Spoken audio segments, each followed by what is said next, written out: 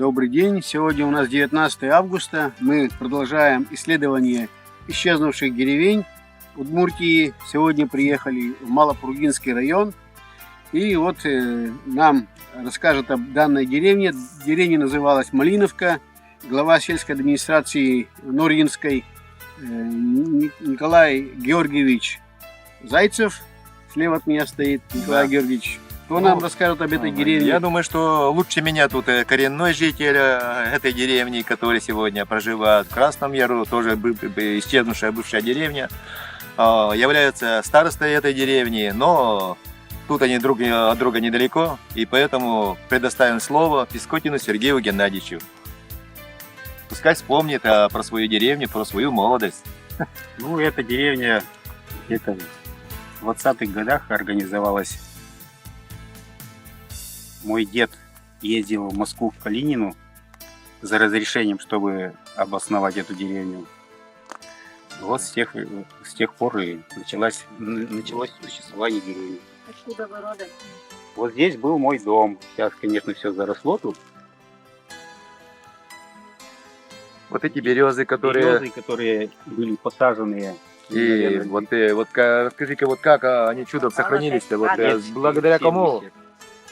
Да, был такой случай, когда тут все большими тракторами сносили, топтали, но тут оказалась моя сестра и встала под эти березы и с ребенком и не дала их уничтожить, так скажем. Да, если так учесть, что эти березы были под окном вашего дома, и то, что у вас все детство прошло около этих берез, и турники, и все дети занимались, здесь это, наверное, для них это значимый объект. Спортивный комплекс нашей деревни был. Да, и так и она осталась, молодцы. Ребята тут постоянно играли, занимались. Была одна улица, да?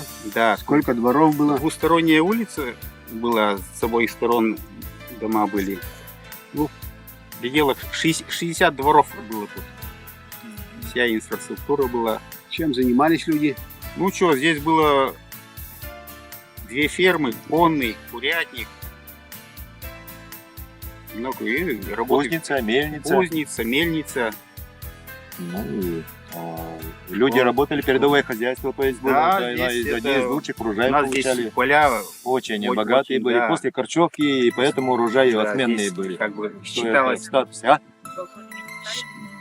считалась вторая бригада. Ну да, школа тут была двухэтажная, я, правда, в ней не учился, это было давно. Ну, видимо, основательно, когда все было построено, Да. Деревня хотела жить.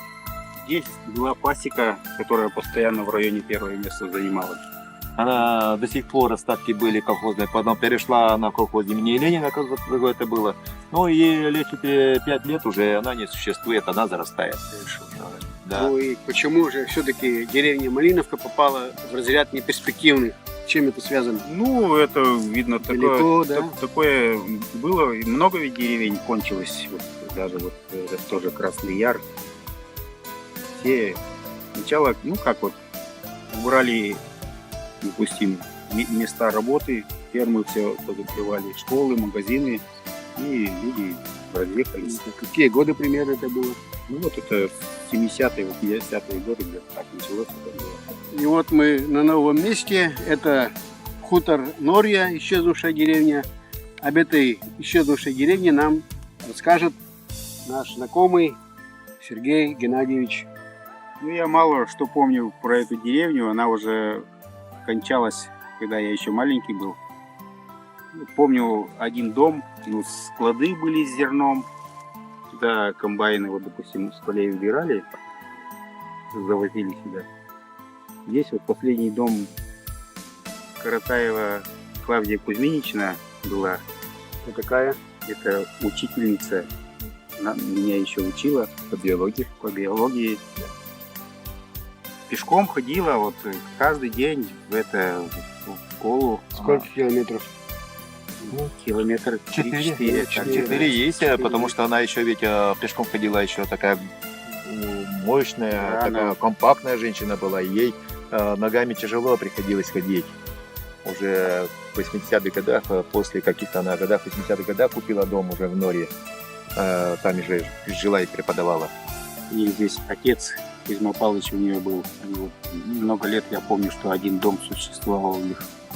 Так, ну вот пруд, конечно, это уже немного другое, в другом месте, но все равно красиво тут. Место красивое. да. Ну, тут у нас еще старжил, как бы здесь пастухов, Вениамин Васильевич, ему уже 70 лет исполнилось, он и каких-то 78-79 в Афганистане работал, как-то, получается, военный, и писал статьи в газете «Маяк». То есть это колхоз Сталина был, один из тоже передовых, то есть очень передовой колхоз был в свое время. И статьи, как это тут у нас работали, как чем жили, по этим статьям можно определить. А я как в 80-е годы помощник комбайнера, я помню, домов не помню, но я помню крыжовник. До сих пор у меня во рту крыжовник. И вот такие крупные крыжовники, которые, выйдя с поля, покушать, когда есть хотелось, это была сладость. Вот воспоминания с этой деревни. у меня. Дома кончились, а вот эти яблони, Яблони, кустарники. крыжовники. Дворов-то много было. Я не знаю, больше Десятка, да? больше десяток было, да. Ну, а вот сколько, вот точно я не знаю. Вот, Ну, я по рассказам слышал, где-то домов 20-25 было. было, да, наверное. Ну, колхоз был, так стабильный колхоз, который был. На самом деле, передовой колхоз Сталина был. Ну а последний дом-то тогда исчез в 70-х годах тоже. Ну, раньше еще. Клавдия Кузьмична, когда она ушла отсюда, наверное, она жила, тут еще дом-то ведь был. Ну, дом был, а вот он как бы стоял еще Ну. заброшенный-то. Ну. Она раньше уехала, человек. Ну, то есть из тех исчезнувших деревень, которые у нас Хутор, Красный Яр и Малиновка, она первая почему-то Да, перестала В существовать. Да. 60-х годах еще. Да, еще в 60-х годах она перестала существовать. То есть первые те хрущевские времена, которые крупнизация пошла, и первая деревня, которая покинула свое это место. Здесь и магазина не было, школы не Школы было, не скорее было, да, всего. из-за этого. Да. То есть молодежь сразу уехала на завод. и всё. Работать люди ходили вот Вот из-за этого. Как и большинство, да, деревень, Да. соответственно. Хотя да. с Малиновки, той деревни, которые переехали, многие переехали в Норью, жить перебрались, а вот с Хутора-то вообще в основном уехали все в город. Город, Да, почему-то так оказалось. население здесь было русское, удмуртское. Русское ведь было? Русское. Было, да. Русская деревня. В основном ведь русские деревни закончились. Они наново. Вот мы приехали на новое место. Это место называется деревня Покровская, исчезнувшая деревня. Об этой деревне и в здешних местах нам поведают знакомые нам уже и Николай Георгиевич, и Раиса Ильинична Зайцевы. Зайцев, да, точно Зайцевы, знаете. да. Учитель географии, Учитель по совместительству краевед у нас, как бы скажем, занимается муниципальным образованием, нашей эту работу ведет на общественных началах, справляется, музей ведет, делает, поэтому и те, что она видит и знает, она сама расскажет. А про деревню, наверное, она деревня небольшая была, образована была тоже в 20-х годах, колхоз «Волна», когда мы еще детство, как бы этот, и тут же очень красивый большой пруд был. Конечно, говорят все пруд, вот тут плотина, она, дорога идет вот до той поляны еще она. Все это было сооружение, и вода не глубокая была, и вот она расстилалась, но очень красиво, очень много рыбы, говорят, было. Ну, как и все колхозы, то есть земля была тут песчаная, естественно, колхоз был очень, как бы скажем, существовал нищенский, что у нас колхоз Красный партизан Кулаева, что это тут, и колхоз Чапаева, и 12 декабря это все колхозы, которые находились в песках. Поэтому с коллективизацией, которая она произошла, народ, конечно, быстро перешел как бы колхоз Чапаева, соседнюю деревню, которая в 2 километрах. Ну, где-то на как бы дворов по этим, говорят, больше 30-то и не было дворов-то. Односторонняя улица была, вот она с той стороны, расположение в огороды, вот дома. Вот где тополь у нас где есть еще, за тополем, вот до той горы еще вот эта улица была. Свой родник был, откуда воду брали. Но когда шло как бы развитие территории, то есть строительство асфальта, радист, Чапаева колхоз развивался, начало строительство дороги, асфальтового покрытия, и начались, как бы скажем, работы по строительству дорожного полотна. И вот землю, которую начали брать отсюда, в Лину, начали появляться кости и все прочее, и поэтому По этому вопросу, наверное, предоставим слово Раисе Ильиничне, которая досконально что-то расскажет, сама принимала активное участие в этих раскопках. Это справа от нас уникальное место. Это археологический памятник 4-5 века. Здесь велись археологические раскопки, начиная с 1973 года. Практически 7 лет здесь вели раскопки. Здесь, Археологи Удмуртского университета. да. Более 2500 артефактов найдено на этой территории. Часть выставлена в музее, краеведческом музее нашем национальном. И само селище, как описано, сказано, было где-то в 500 метрах на юго-восток от этого могильника. Почему именно Покровский? Да, по названию деревни, которая возникла на этом месте в 20-е годы. Конечно, они не знали, что когда-то здесь жили люди, но вот она знаменита стала, эта территория, вот этим Покровским могильником. Когда мы часто ходим сюда с детьми, рассказываем, что мы ходим по земле, по которой ходили 1500 лет тому назад, занимаясь Из этих рыболовством. артефактов интересные есть? Да, вот что вот Что коса, находили? типа косы, вот что-то такое, да, что вот у них уже было. А потом и вот очень описание занятия населения, что в основном мы находили кости всех животных, которые домашних, очень много костей бобров, и практически не было костей свиней. Вот что вот мы как-то встречались со Станиной. Но вот конкретно место не отметили, где было селище, что вот, будут. Ну и интересно то, что у нас как бы добычи, в основном, когда то есть, раскапывали, то в основном у женщин находили орудия добычи. Раиса Ильинична, об этом что вы скажете?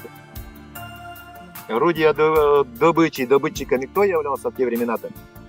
Ну, у мужчин в основном это были орудия как бы труда удила, как бы, это потом мечи, а у женщин в основном рукодельничали. Да. Воины, да? Да, мужчины-воины, защитники. Ну, достаточно молодой возраст, то в основном от 20 до 40 лет. Таких вот старше 40 там очень мало. Ну, видимо, потом покинули эти места. Да, может, это наши удмурты потом стали, но об этом ничего так особо не известно. История умалчивает. Да. Николай Георгиевич, а деревня Покровская когда исчезла примерно? И причина какая? Та же самая? Та же самая, которая у нас по всей России, когда прошла укрупнизация колхозов и этот 56-х, 55-х, я не знаю, где-то 76-й. 76-х, да, вот 56-х годах я уже как-то... Школы не было, они ходили. Школы не было, естественно, это ближайший какой-то колхоз Чапаева был, деревня Ляльшур по-удмуртски, Сидяшур. Речка тут Сидяшур у нас проходит, и от этого названия у нас стоит пляж. И вот мы приехали на новое место. Это место починка «Авангард». Интересное название. И об этом нам расскажут Раиса Ильинична и Николай Георгиевич. Раиса Ильинична, начинайте. Основателями этого починка были колхозники колхоза «Авангард» Увинского района, деревня Петропавлова. Это было после войны. Сюда вывезены были коровы, была ферма, молочно-товарная ферма. Как они рассказывали, работники были вот с Петропавлова. Почему именно с этой оттуда? Да, мы до 1963 года Норья входила в Нылгинский район, а Петропавлов это тоже Нылгинский район. Возможно, здесь были места для выпаса скота, то есть корма были, поэтому здесь была основана ферма и односторонняя улица, которая занимались в основном вот только животноводством. И уже в 1963 году, когда Норья вошла в Ижевский район, потом Малопургинский, этого починка больше не стало.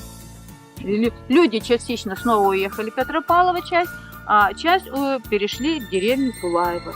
То есть это был только производственный объект, то есть ферма. И люди, которые построили здесь свои дома. Временный починок получается. Временный починок, да. который, да, и потом дальше вот это место, которое тут было образовано авангардом, начал использовать колхоз имени Ленина, который держал тоже также лагерь свой. доили, потому что было удобно. Был водопровод с речки Сидяшурки был, он долгое время тут существовал. И поэтому я еще помню, как люди ходили сюда на работу как доярки. То есть места пастбища были, тут поляны, которые начали зарастать сейчас, конечно.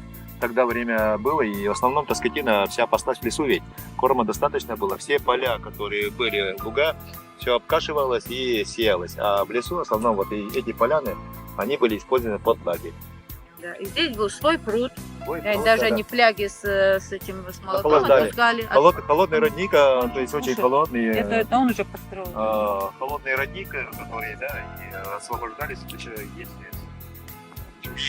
водоемы, которые родники выходят очень много хороших, водораздел Вода хороший, холодная, холодная да, вода. холодная. Вот именно из-за этого. Сколько дворов примерно тут было?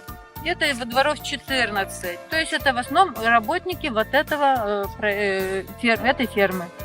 Другого производства здесь Пастухи, фермы, было, да. таких социальных объектов тут не было. Культурно каких-то на магазин тоже ходили в Кулаево, поэтому все тут такое только чисто для житья-бытия и это. Ну, когда я была в Огороды были, наверное, у них? Ну да, огороды были, да. Когда были. была в Петропавлово года 3 тому назад, председатель еще удивился, что у них вот были земли когда-то здесь, так далеко, что вот, ну, видимо, было достаточно передовой колхоз был во время войны, когда я читала про этот колхоз, и сейчас он остается передовым. То есть было, надо было расширяться. Тогда и скота больше Да, и было, скота было. животноводческих ферм много Да. было, действительно. Там, видимо, кормов мало было.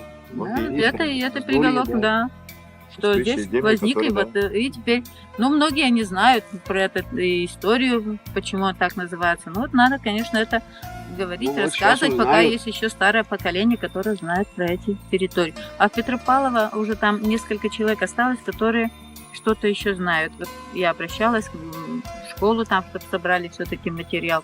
Посмотрим, что туда идет. А так уже тоже никто не знает. Даже про эти места можно было сюда, их родственники ведь остались, наверное, встречу организовать. Вот мы на новом месте, урочище Токарева. Раньше здесь стояла деревня Токарева. Об этой деревне нам расскажет опять наш Николай Георгиевич. Это потому что я сам вроде из деревни Кулаева, далеко не расстояние. Поэтому мое детство еще в бытности я тут бывал, еще видел что-то, что запомнилось. Ну тут как бы деревня небольшая была, 2 улицы. А вот мы сейчас стоим в лагу, тут родник лежал в свое время, воду откуда брали население. И вдоль этого родника с той стороны и с этой стороны располагались улицы. Поэтому 2 улицы тут было. В основном тут, как бы скажем, колхоз занимался овцеводством в то время. Именно, вроде немногие колхозы занимались у нас овцеводством, они занимались овцеводством. У них небольшая была конюшня, и так такого я больше-то и не знаю. Вот на этой горе, на этой высокой была у них кузница, где-то для себя выращивали они зерно, сколько тогда ведь выращивали, и потом они там сушили. Кузница была, я еще помню.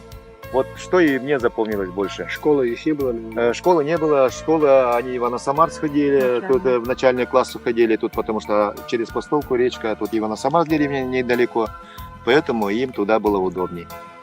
Вот Название деревни от чего произошло? По фамилии поселенцы? Я не знаю даже, вот об этом я не знаю.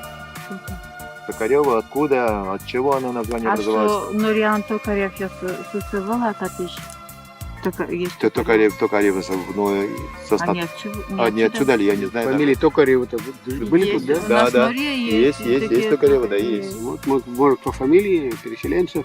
Первые переселенцы, вполне, да, Может, вполне переселенцы, возможно. да, тут и Ведровы были, и Волковы были, Токаревы, тут и Киборгены, и Комаров, еще фамилии вот такие, которые люди здесь жили, вот эти фамилии, Овчинниковы, коренные тоже тут и отсюда. Поэтому трудно сказать, откуда что не вышло.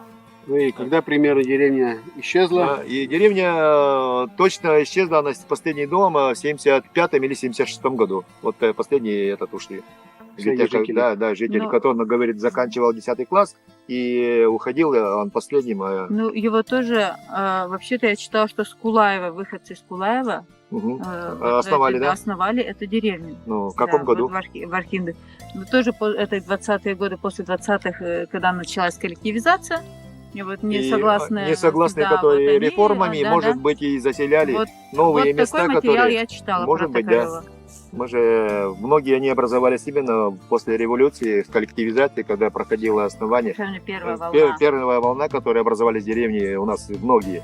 Именно освоение новых земель, где могли не найти их.